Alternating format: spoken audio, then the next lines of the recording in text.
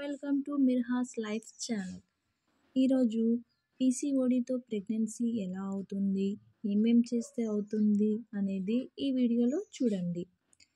నేను కూడా చాలా రోజుల నుంచి పీసీఓడితో బాధపడుతున్నా, కానీ పీసీఓడి అనేది అదంత పెద్ద ప్రాబ్లం అనేది కాదు.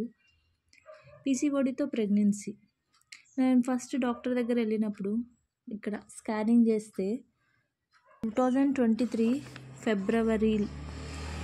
ఫిబ్రవరిలో హాస్పిటల్కి వెళ్తే నాకు పీసీఓడి ఉందని చెప్పారు. ఇలా బబుల్స్ కనిపిస్తున్నాయి కదా, ఇదే పీసీఓడి అని అంటారు.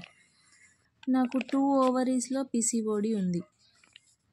లెఫ్ట్ ఓవరీ, రైట్ ఓవరీలో కూడా పీసీఓడి ఉంది నాకు. అయితే డాక్టర్ గారు ఫాలిక్యులర్ స్టడీ చేస్తా రమ్మన్నారు. మేము నెక్స్ట్ పీరియడ్ వచ్చినప్పుడు రమ్మన్నారు డాక్టర్ మమ్మల్ని. మేము వెళ్ళాము. ఇలా ఫాలిక్యులర్ స్టడీ అంటే ఇది ఈ date of cycle, right ovary, left ovary, endometrium, PCOD treatment. Doctor గారు మమ్మల్ని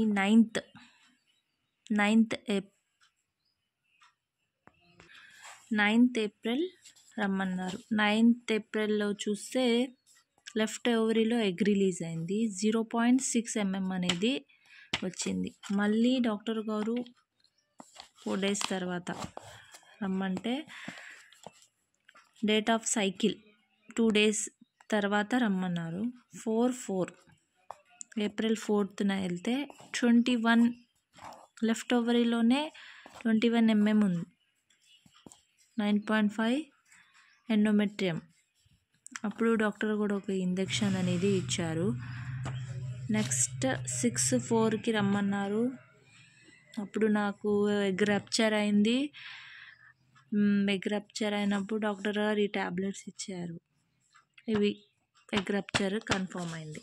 ఇట్లా ఫాలిక్యులర్ స్టడీ అంటే ఇది. ఎగ్ రప్చర్ అయిపోయింది. ఫాలిక్యులర్ స్టడీ డాక్టర్ దగ్గరికి వెళ్తే ఫాలిక్యులర్ స్టడీ చేస్తే మనం కంపల్సరీగా వాళ్ళకి తెలుస్తుంది ప్రెగ్నెన్సీ ఎప్పుడు వచ్చేది అనేది, ఎగ్ ఎప్పుడు రిలీజ్ అయ్యేది అనేది.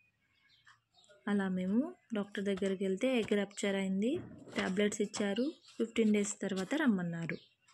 ఇది follicular study, PCOD with pregnancy. మీకు ఈ ఇన్ఫర్మేషన్ చాలా బాగా నచ్చినట్టయితే మా ఛానల్ని, మిర్హాస్ లైఫ్ ఛానల్ని సబ్స్క్రైబ్ చేయండి, కామెంట్ చేయండి, షేర్ చేయండి. Thank you for watching.